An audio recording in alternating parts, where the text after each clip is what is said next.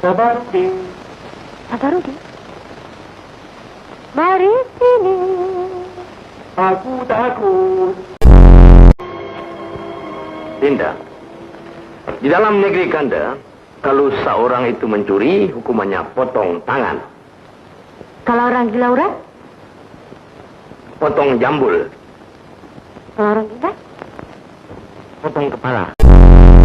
Kenapa Kanda pulang? Nanti tuanku tahu tuanku nikah. Dinda tak perlu bimbang. Kanda sekarang betul-betul dah jadi orang kaya. Meliana, Kanda berjumpa dengan harta karun. Oh, Dinda, marilah kita dancing lagu favorite Kanda. Lalari, lalari, lalala, lalari, lalala, lalala. Masya Allah, banyak cantiklah.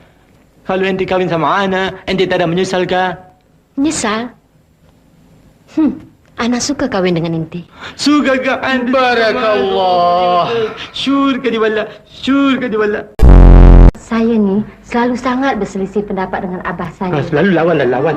Jadi, kakak dan adik saya dikawinkan dengan orang kaya. Orang kaya. Tapi saya dikawinkan orang miskin. Orang miskin Ana lah, Umi. Ana lah. Mastura, Mastura. Inilah kita punya penghulu ini kampung.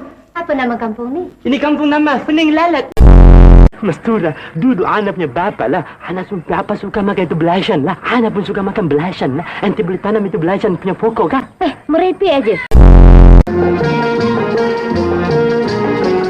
Itu, pelatuk. Terbalik, betul lah. Betul lah, betul lah. Ana itu payafa. Papaya. Papaya. Itu Ana tahu lah, itu kasihan lah, itu brandy.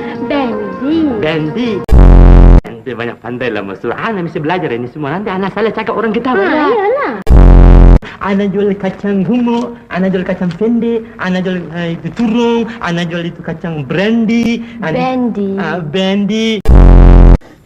Pada Afa lah. Afa macam pun Ana mesti kena jamin. Dia orang pun bukan orang lain. Ana punya beras. Biras. Biras. Ini Ana bawa uang 10.000 dinar. Ana menjamin Ana punya beras. Biras. Biras.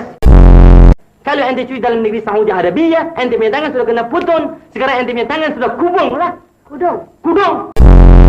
Pencuri. Ente dua-dua pencuri. Masya Allah, ente kasih malu Ana lah. Ente bukan orang lain. Ente Ana punya beras. Biras. Biras.